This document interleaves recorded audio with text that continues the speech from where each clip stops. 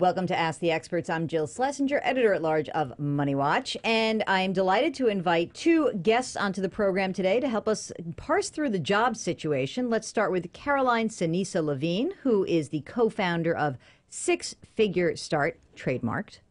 It has a little R for it's a registered trademark. She has, and this is a career coaching firm. Caroline is an adjunct professor of professional development at Columbia University School of International and Public Affairs. She is the co-author of 6 Steps to Job Search Success and the best-selling, really? Yes, really on Amazon. It was in the top 10, in self-help and advice. And Really? Okay, let me give this. How the Fierce Handle Fear, Secrets to Succeeding in Challenging Times. So she's got lots of experience. She's awesome. We also, and she's been on the show before, and you guys have seen her, so we'll get to her in a second. Nicole Williams was recently named LinkedIn's Connection Director with the goal of helping individuals maximize social media as a tool for career development. She is the best-selling author of not 1, not 2, but 3 books, the latest of which is Girl on Top, Your Guide to Turning Dating Rules into Career Success. The company she founded, Works by Nicole Williams, is the go-to resource for career-minded young women. And she was named one of Forbes magazine's top 10 career websites for women. Of course, that's dangerous. Once you get named to one of those lists, it could be all downhill after that. It's like the Sports Illustrated thing. You're on the cover, you have a terrible thing. Absolutely. So we're going to talk about jobs, but first let's give a little bit of an update for everybody who's watching. We had kind of a weird session on Wall Street. Dow was down 10 points at 13,268. NASDAQ was up 9 points at 3,059. S&P 500 down 3.5 points. We had a bunch of data out today, and it's not giving us much clarity. So the first thing that happened was we had manufacturing reports that were mixed. U.S. manufacturing yesterday came out really good. Then we had horrible news from Europe. I mean, it was ridiculous. It's like the slowest manufacturing in 100 million years, something like that. And then we also found out that China, they had slower manufacturing growth, but it looks like it's bottoming. All right, big deal. The next big data point was private job growth slowing. ADP reports on private sector job creation, and everyone was expecting 160, 170,000 new jobs last month, and it was only 119,000. It was like a wah-wah moment this morning when the market opened and heard that news. So that brings us into big-time jobs week. We had a terrible jobs report last month where we only created 120,000 new jobs. We're getting geared up for Friday's report from the Labor Department, maybe 160, but now with this ADP report or manufacturing data, maybe not so good. So, Caroline, tell me a little bit, how are you feeling about where we are in the job market right now, a few years after the bottom? Yeah, so I'm still seeing that hiring is better than it was. And so, but I'm also seeing kind of a tale of two job markets where when I see a good candidate, someone who knows what they want, someone who knows how to translate their experience to the bottom line, they're still getting offers, they're still getting multiple offers, they're still doing that quickly.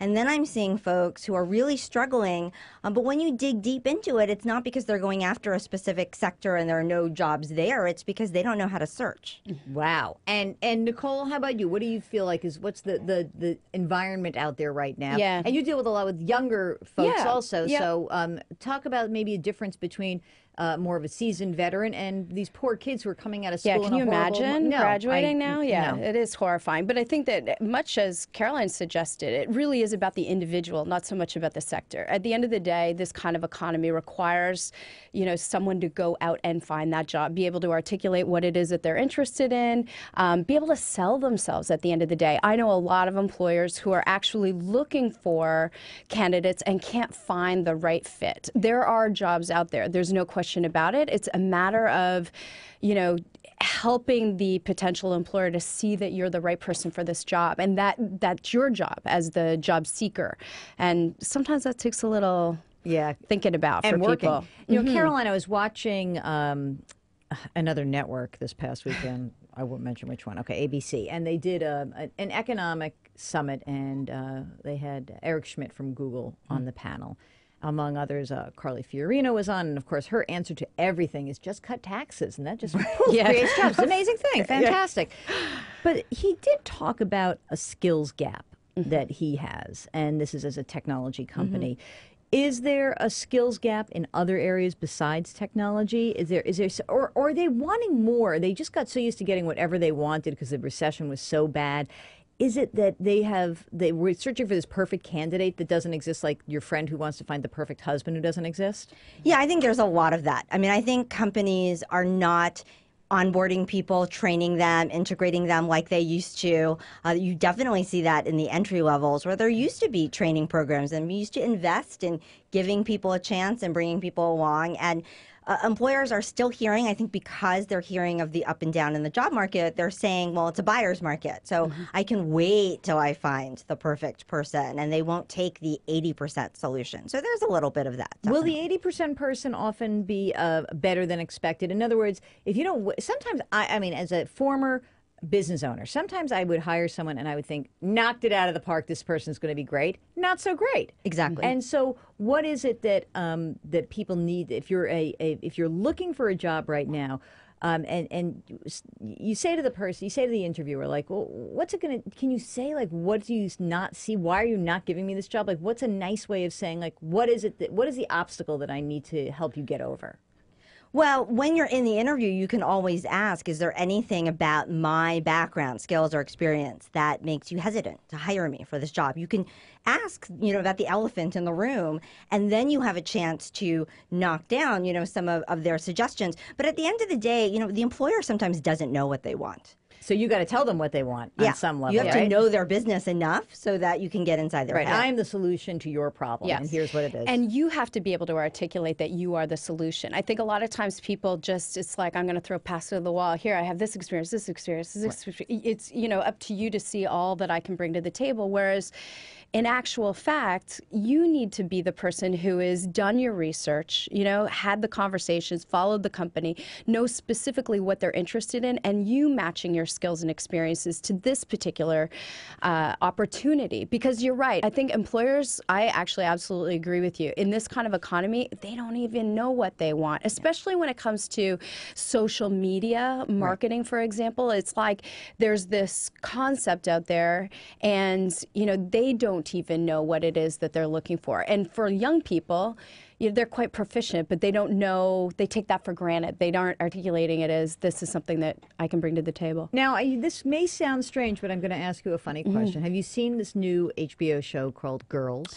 I have it downloaded. I have not yet had the opportunity to watch it. Because there is a moment, I don't want to with- ruin it for everybody. You have it or you have No, I have so not. there is a moment where a recent graduate, and the premise is these 4 young 20-somethings living in New York, but it's like the anti-Sex in the City, and how everybody's working in an internship, but they can't get a real job, and how they can convert that. And there was this moment in an interview where one of the characters is sitting down with the interviewer, and the interviewer is sort of like, kind of a young guy, let's say he's 32, 35 years old, white male hiring, but he's kind of hip and he's talking to her about the bars she goes to. And then she makes an off-color joke that really makes him say, like, well, sorry, I'm getting the job. So if you're young, what is the best way to kind of bridge the gap between I'm cool and I'm young, but I'm respectful and I understand this, and especially in these industries where they, whether it's technology or maybe it's, publishing online or something like that, what is a way that we can transfer some of that, I get where you are, mister, but I'm also like, I'm grown up now. Well, it's about developing rapport, and it's always about being more conservative and more professional than you might think you have to be. And so there's never room for an off-color joke in a first interview. You just don't know someone that well. Right. And even if they're trying to kind of kibitz with you and say, like, oh, I went to this bar and you in your neighborhood, isn't it great? And you can just, what's the answer to that? Oh, I know that place? Yeah, I've seen it. Yeah, I got wasted I go there there last every week. Wednesday. Exactly. But I think, too, because of social media, nowadays you've got to expect, regardless of age, that an employer is going to Google you. They're going to look you up. And if you've got, inappropriate photographs, if you have made inappropriate statements on a blog or via Twitter, because there are so many viable candidates, yes, you can be disqualified immediately. And I am telling you the truth. I was interviewing for a particular position, and I ended up seeing this particular woman's breasts. And I'm like, there's just no way I can. And this is years now after we've had this conversation. So it's one part, make sure that you're, presenting yourself well and respectfully. But for older people too, the older candidate who the employer has the potential fear that you don't know how to use technology, you've got to have a presence online as well. And that's why I'm a big proponent of LinkedIn, because here's a professional forum where you have a professional photograph, you have your connections listed and your professional experiences, versus I went out with tequila, here's me with my kid, here's the stuff employers don't need to know about. Jack in the chat room says his biggest challenge has been being labeled overqualified. Okay, it's like so annoying, and I know that happens a lot. He says he's a B2B sales pro with 15 plus years experience. How does he get past the overqualified? And also, if you've been out of work a long time, you're willing to take a job where you may be overqualified, but the employer wants to know you're not going to bail as soon as you get something better. Yeah, that's what the hesitation is. And the thing about overqualified is that you hear that a lot when people are sending resumes, and it's that screen before that first interview. So what I always tell folks, if you're in that boat where you might be applying for something where you could be deemed overqualified, it is really in your best interest to try to network in and get to the decision maker directly, rather than relying your resume to speak for you, because it's a factual document. People can back out how much experience you have, even if you leave things out. Yeah. And now I should tell you, Nicole, that the last time that Caroline was on the show, she came out with gangbusters, basically saying she hates resumes. Oh, she hates resumes. You do. Yes. I recruited for over 10 years, and I hate resumes. You hate resumes. But I love LinkedIn. I did put a plug for very LinkedIn. Good. Yeah. Okay. So, what is it about resumes and you seem to share this? So what absolutely. is it that makes you nuts about this tiny one-page document? It's so innocuous. Why do you hate it so much? People feel like this is a solve, and I think they hide behind it. Like, oh, my work is done. I've created a resume. And the reality is, opportunities built through relationships. If you're sitting behind this resume, it's one piece of paper. It's all about getting to know people. I love a cover letter. Just somehow show some initiative. Except we don't have time to read it. Someone. But the first sentence being, Jill, I love your show. Immediately you read that, and then you go, okay. Like, I may consider, reading that second sentence, which I agree is. I'm a big believer in relationship and LinkedIn, but it's archaic. I think, honestly, it's going the way of the Rolodex. Right. I think to that point, I think the resume is like the Prince Charming and the rescue fantasy. I think it's this idea that I'm going to put it in the resume, and then I don't have to do any work. And then someone's going to come, the recruiter's going to come rescue me from my tower. I love that concept. And speaking of that concept, as it's attached to overqualified, I feel like that's one of those he's not that into you, like sort of in this dating theme. There's a fit issue. There's a fit issue. Like, really? No, they're not that into you. Like, you're not the right person for the job. It's not because you're overqualified. And it's kind of like the girl who says that, he's threatened by my intelligence. No, he just doesn't like you. Like, it's not that. He just doesn't like you. He's just not that into you. But I get that. And so go from there. Like, don't keep banging your head against the wall either, right? Yes. In the chat room, should I list current work position on a resume, even if it's not in the field I'm applying for? I'm thinking, like, better to have a job, even if it's not in the field. So what do you think, Caroline? I agree, especially if there's going to be a big gap if it's not there. The most important thing, though, is going to be to frame your resume in a way that everything ties together. Because we skim, when I say we, I say recruiters, because I used to be a recruiter for over 10 years, and we skim resumes in seconds. Yeah. And you find the typo quickly. Yes. Yeah. It's like it pops out at you. Laser. It's unbelievable. It's like seeing somebody with a big zit on their face. Yeah. You find it fast. It's a great way of putting it. Now, Nicole, people make mistakes when using social media. Let me bring up one person particularly. Sally, could you put this up on perhaps we could like to see this. Sally's not the problem. Oh, wait. Here's Jill Schlesinger's LinkedIn page. Okay. Wow. Look at it. It's so cute. It's so sparse. Started. It's so sparse. So here's the thing. Look, this is what I wrote. This is it. I wrote my job now. Yeah. And which is whatever, one sentence. That I went to college, which is good. That's good to know. And a friend of mine who used to be in PR wrote something for me that was nice. Okay, so here's what happened. I am overloaded with social. I really am. And and I thought I really should learn a little bit about LinkedIn. It seems to be a big gap. Caroline's going to come on the show and kick my ass. I mean, like all these things happen, right? Yes. And so so I go on, and first of all, I didn't really understand the whole privacy setting, so I didn't know that actually searching for my loved one's ex on LinkedIn that I could be seen Yes. without Yes. somebody Once you turn that very off. bad. Yeah. Turn Yes. that off fast. Yeah. So I was like, had a little stalker moment. But then I also went to this place where I thought, there's no way people get jobs here. Yes. Like, I can't. How is this possible? Let me show you. Let me tell you.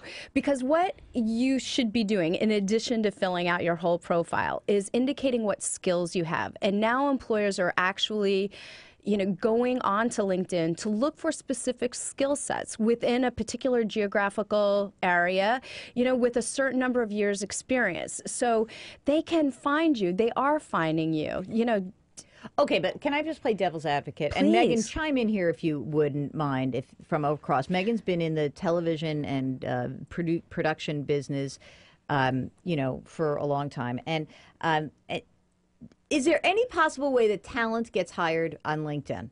Oh, I've got Do you know what I mean by I've got that? case studies. Let me come back. I Okay. will come back with real, true stories. I hear them every day. This is why, and Megan's like, don't you have the outline in front of you? You're not sticking to our outline, and I'm not. So I will get to I promise I get to the outline. But, like in my world of people who are on air, LinkedIn is not the main way that people get jobs. Sure. Okay. So that's why I was like, and then when I say talent, I'm using to this very specific term, talent in the media business, right? Got ya.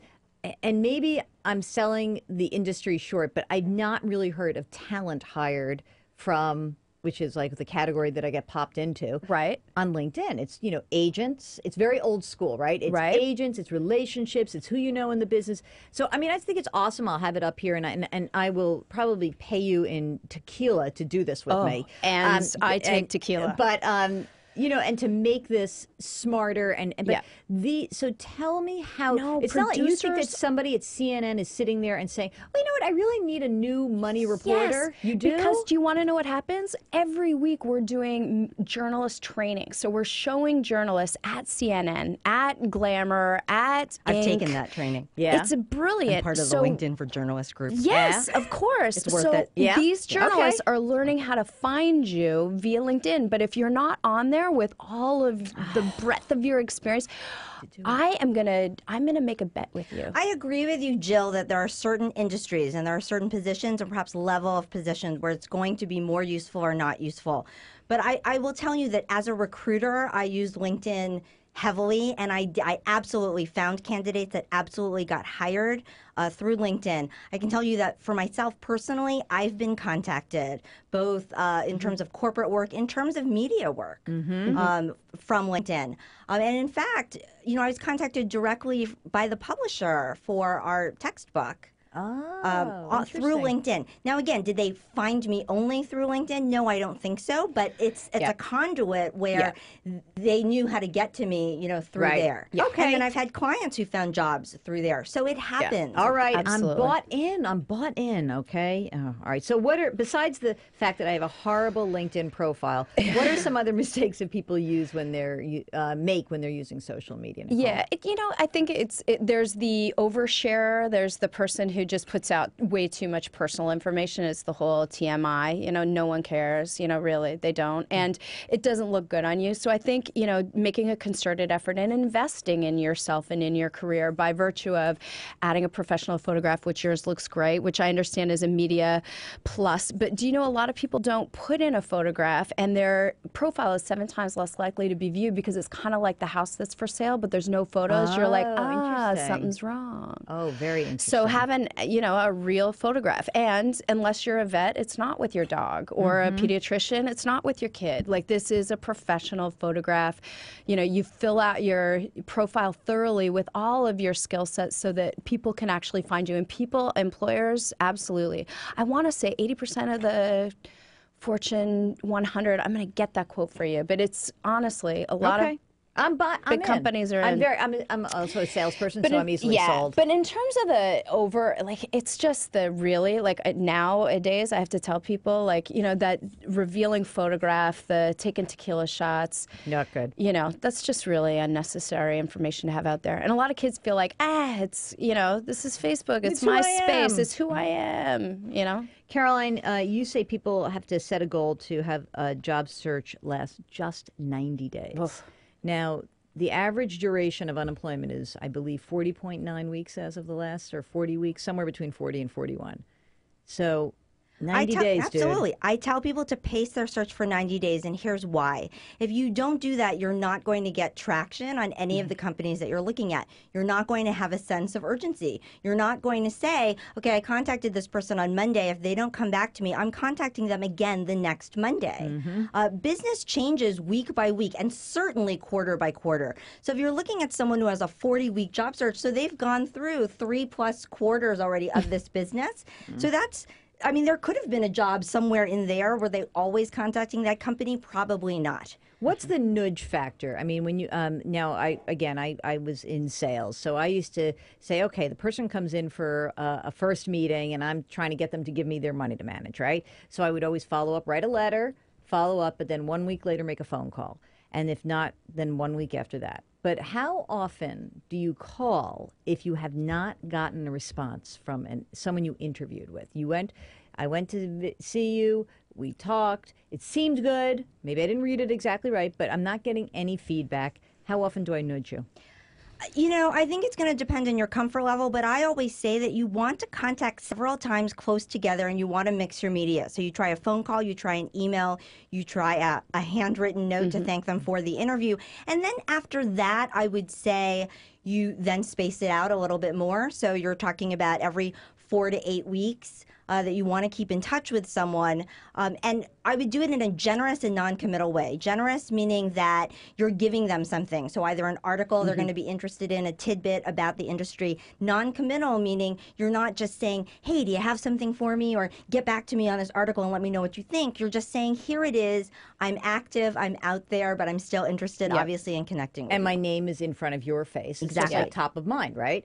I love Caroline's idea too, and it's absolutely true. Ask some questions during the interview so that you get to know the individual, and therefore you have a, hey, you mentioned you love Thai, or last night you went to see a Broadway play, have you heard of, or here's a review for. As much information as you can glean out of that interview is going to allow you to nudge more effectively. Teresa in the chat room says after 6 months on a new job, it was eliminated. Ugh. That does happen. Yeah, I mean, that's a that bummer. happens. Yeah. Do I mention on the resume that I have a reference letter from the former boss? Do I, what should she say? So she's going to put this very short-term job, and she's going to say the thing was, does she then say, but don't worry because I have a reference letter, or does she just say, oh, and does she bring that reference letter with her? Like, what do you do with that?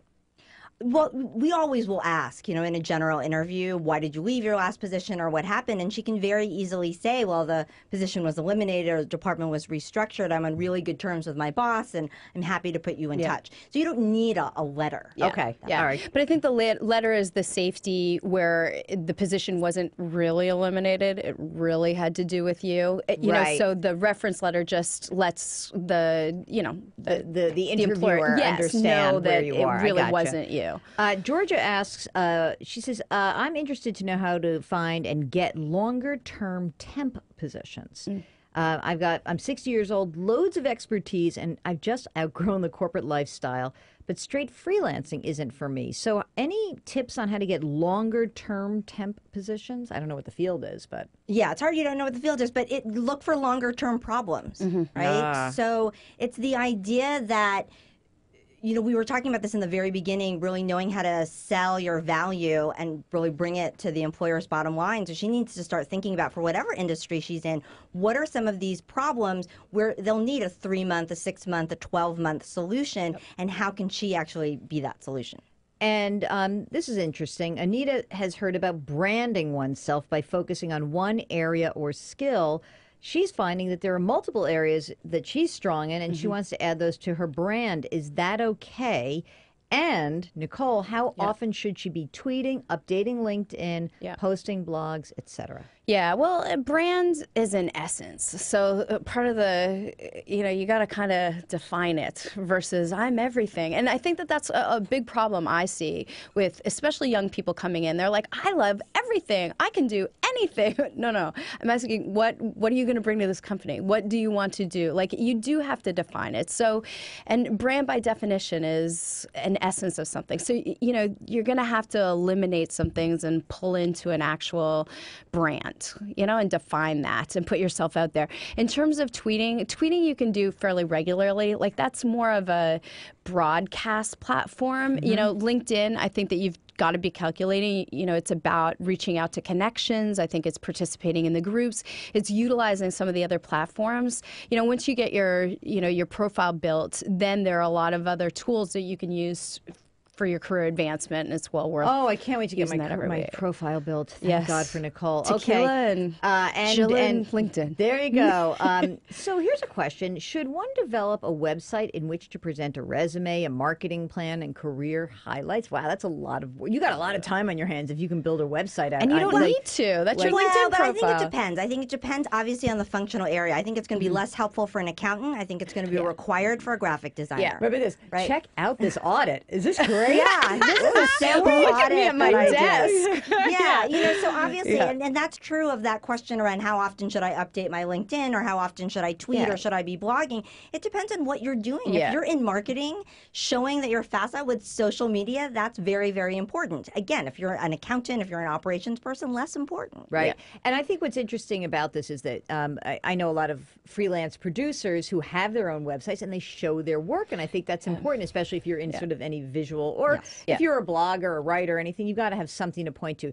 But you're saying, though, some people can use LinkedIn if they don't want to make that You investment. can hyperlink to your reel, to whatever it is that you're trying to demonstrate. And absolutely, it is like a website, in essence, of all your core work. Here we go. This is an interesting one. Related to networking, what are some opening statements when meeting someone? Other best practices in networking when you're face to face? So, Nicole, when you said, Jill, I love your show as an opener, that's a great example of a hook where you're basically telling that person in one line, I know who you are, I value you, I have a genuine interest in you. Yeah. And everyone's ears are going to open because of that. So to the extent that you can immediately have an affinity, to develop rapport, that's the best opener. And I will say this just happened today. I was moderating a panel with a bunch of Wall Street people, and somebody from KPMG came up to me and said, "I just heard you this morning on WCBS Radio," and immediately I'm like, "Oh, great! Let's talk!" Yes, right? absolutely. That's so funny. Yes, and that's why before you go into a meeting or a networking event, go on LinkedIn to learn about this individual. So you may find out you went to the same school, your fellow alumni, you used to work with Joe at KPMG, it's finding an affinity that helps to develop the networking relationship. So there's a get to know you before you're asking for something. Okay, here's one. Professional letters of reference are increasingly hard to get because of liability, right? Employment law stuff. What if I don't have a current letter? Does that matter if you don't have references? The letter doesn't matter. I'll tell you, it depends on the industry. So for academe, for example, they're going to want that type of you have your file with all these letters. For the private sector, certainly as a recruiter, I always made calls. So I would always call and talk to folks. And yes, it's true, there are some places where they'll say you can't give a reference, but everybody gives a reference with enough prodding. Really? How do you do that? Now, okay, the only reason why I asked that is that, I was in an industry where you were supposed to say, yes, I can confirm that she worked here from this date to this date. And then what's your follow-up question when I shut you down like that?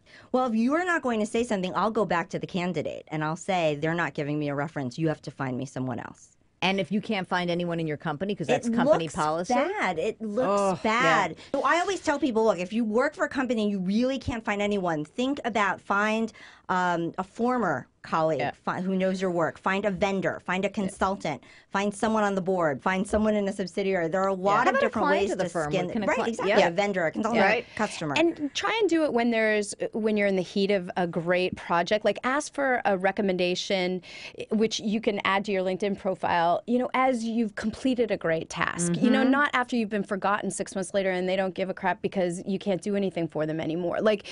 Ask for the recommendation or the, some proof or documentation of their, belief in you. Right, and even if it's been a while, you can also coach your references. I always tell my candidates, get to your reference in advance and tell them, I'm specifically going for a job that's doing X, Y, Z, and I'd like you to talk about when I worked on X, Y, Z, because they're not going to remember what you worked on. Right, it's like people who pretty much write their own letters of reference. And, right, okay. And that's not a bad idea. Yeah, and I agree. Jim's 67, he's been retired for 2 years, now he wants to go back to work. He wants to know how to best do this. I mean, I think that I write a column called Retire Smart, and I get these emails from people all the time who basically are like, oops, I retired too soon and I don't have enough money. Yeah. And now I'm trying to get back into the workforce. And what they're finding is that they really can't go back into the jobs that they once had. Those jobs but what are some ideas for older people who are trying to get back into the workforce? Where should they be looking? Are there certain sectors that might be interesting? Yeah, absolutely. I think, the healthcare sector, of course, is one of those growing sectors, and I think that you've got a baby boomer population. Even me, like as a working mom, it's like, look around you. Is there anyone who needs some help? Picking up the dry cleaning, walking the dogs, just help in lifestyle. This whole aid industry, there's going to be a lot of opportunity there. And I think it's a matter of looking around your neighborhood and asking people if they need some support and help. Yeah, I think any time someone has a gap that's 2 years long, a prospective employer is going to think, how current is this person's skills, their industry knowledge, their network?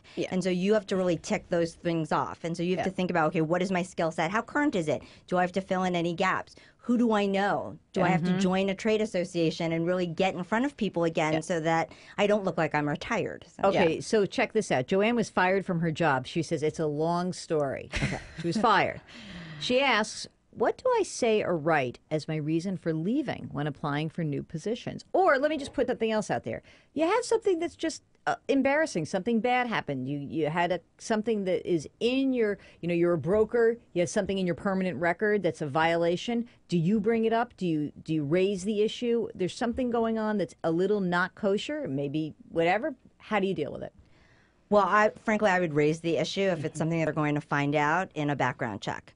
So you want to get in front of it so that you can spin it, essentially, so that you can give your side of the story, at least what you learned from it, if you're going to out and out own up to the mistake. Yeah. Okay, very good. Kathy wants to know the benefits of the version of LinkedIn that you have to pay for when looking for employment. Yeah. Well, what you can do with the paid level is you can access people who are not within your connections. So you and I aren't connected, and because I've got the professional grade LinkedIn, I could connect with you. I get access to people that you wouldn't otherwise. But frankly, at the end of the day, I honestly believe that there's so much that people can be utilizing on LinkedIn without, Wait a minute, I just want to understand. fee. So that professional paid one allows anyone who just signs up for that service to go poke around and connect to whomever they want? To ask for the connection, yeah. Oh, I get it. Yeah. Okay. Whereas otherwise, you can only connect with people who are within, your connection. And it's not within your even just a connection. You can connections. send It's them an the- email. yeah, an essentially. email. You send them a Yes. message without knowing what their email address is, which is very, very handy if you have something genuinely interesting to say. Yeah. Right. And that's so, true. but for most people who are on the other end, I mean, it sounds like that's really valuable for a recruiter or someone who's looking, Yes. right, in Yes. HR. But for Yeah. most people looking for jobs, do you think that that's worth it? I think the email can be really powerful, especially if you've done your research and know something about this individual, because otherwise, it's just difficult to connect with them in a meaningful kind of way. It's just... Right, getting back to that Yeah. person who wrote in and said they were overqualified and constantly getting dinged, and my response was, "Well, get to the decision maker. Well, how are you going to Gonna do do that? that. Email Right. is Yeah. one way you I can do gotcha. that." I gotcha. This is interesting. Someone who doesn't have senior level management experience, who wants to make the jump. How do you do that? This is a longer question from Robin, but it's interesting to me because I think a lot of people come to me and say that I feel stuck where I am, but I can't make the jump. It's managing their career. Do they have to leave to get that job? I've heard these stories where people say to me, like, the only reason I'm where I am is that I actually left this company because they saw me in a specific way. I think and there's never some moved. truth to that. Yeah? I think there's some truth to Okay. that. I also think, however, if your company is big enough, there might be management opportunities where you are. It'll be easier to do it internally because they know something about you already, then you can take on a little bit at a time, versus in this type of job market where it is an employer's market, they're not going to want to hire someone as a manager who hasn't managed before. That's a little unrealistic. Right. And so you want to get that experience maybe doing something A in project, right. a team. It doesn't have right. to be a direct report, but it's some evidence of management before you try it somewhere else. How do you know that you've been in a job too long? Even even if you love this job, and I mean, putting the money aside for 1 second, but what are some of the things that people will come in and say, like you say to yourself as a consultant, I always oh my God, you got to say get out of here. the easiest way to tell is update your resume or update your LinkedIn profile. And if you have nothing to say and it's been 6 months, and I don't mean a title or a promotion, I mean adding another bullet, adding a skill, adding a new accomplishment. If you have nothing to say, it's been 6 months, there's a chance that you're stagnating. Now, if you still love your job, that's something else, but it still is a red flag that you're getting too comfortable. One of the number one issues I see, coming into my office is boredom. Like at the end of the day, it's not that I'm, too taxed or too challenged and you'd think that that may be true in this kind of economy. And there's definitely people who are overworked. But at the end of the day, a lot of what I hear is boredom. And boredom is that, as you suggested, stagnation is really the sign that you need to get out. But if you're bored, you're also scared to lose what you have because it is so hard to get a job. So what should people do who do feel a little bored? Should they be networking within their own company? Should they be looking outside? All those things, yep. I think networking outside and looking at, so what do I enjoy doing? And are there some projects that I could take on? Is there, take some initiative around building your career and getting more energized. And boredom doesn't have to be about professional growth. It could also be about personal growth. You can use this time, maybe things are great at your job and you can use this time to develop personal relationships, get involved in your community, actually pursue a hobby which is going to bring you refreshment and a renewed confidence, which is also going to impact your work. Right, because if you bring this person to work who is a more satisfied human being, you're probably going to be more productive and you're probably going to be more appeling to the people around you. Don't underestimate likability. I don't. I've hung my hat on that for my whole career, I might add. Okay, ladies, we're going to wrap it up. I want to thank you both. It's so interesting. And I didn't give you let me just give Caroline the last question because I think that she'll like this. What format should I present my resume in? Word or PDF? Well, if you're concerned, the safest is PDF if you're concerned about formatting because it's going to keep the format. It also transfers much better Mac to PC, and so you don't have to worry about what the person's using. But don't rely on your resume. Yes. These women hate resumes. I'm sorry, guys. By the next time that this show airs and we're talking about jobs, I will have a much more robust LinkedIn profile. You should see my Facebook page. My niece literally said to me, "You have the most boring Facebook page in the United States." And I said, "All right, then my work is done." Excellent. It's and I actually think I will say one thing about when you're looking at all forms of social, you can't do everything. You should do you should do a few things really well. I think LinkedIn is very important. And now that I've kind of gotten my butt kicked by these two, I will do more. And I will also say that never underestimate what it means to actually do real networking, which means talking to people, in person, giving something of yourself, offering something, figuring out, asking friends who really care about you to do things. And I would also say that there are two kinds of, I think in this world, it's great to have a mentor in a job, but the mentor is not someone who's going to help promote you. A mentor is someone who's going to give you unfiltered advice and basically say, "Oh, Jill, you really blew that one." And if you have that, that's fantastic. But I think you also need someone who is a promoter, someone who is senior, who is sponsor, someone who is really looking out to help agree. you elevate yourself in your company. And it's really so find a couple of those. It's hard to do. Yeah. I mean, it's not easy. You but should if you do a can, show on how to identify the sponsor, how to incent the sponsor, because I agree with you. That is so critical, especially for women, young women in their career. They need someone who's going to, male or female. Yeah, and by the way, don't forget women, because we got some comments about a guy saying, "Oh, what, no male experts?" Women, don't underestimate the fact that it is still really hard for women in the workplace because we only do make 77 cents of every dollar that men make. So you are going to have to work harder, and I'm sorry that's still the case, but that is true. So you're going to work hard, and you're going to kick ass, right? Yes. Yeah. All right, very good. All right, Caroline Sinisa Levine, check her out.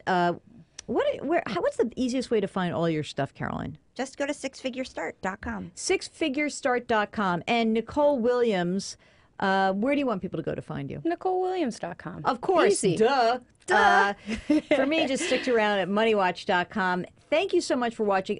Tune in Friday. We'll have all the latest jobs numbers when they come out on CBS News. So stay tuned. We'll be here, and we'll see you next week for Ask the Experts. Thank you very much for watching.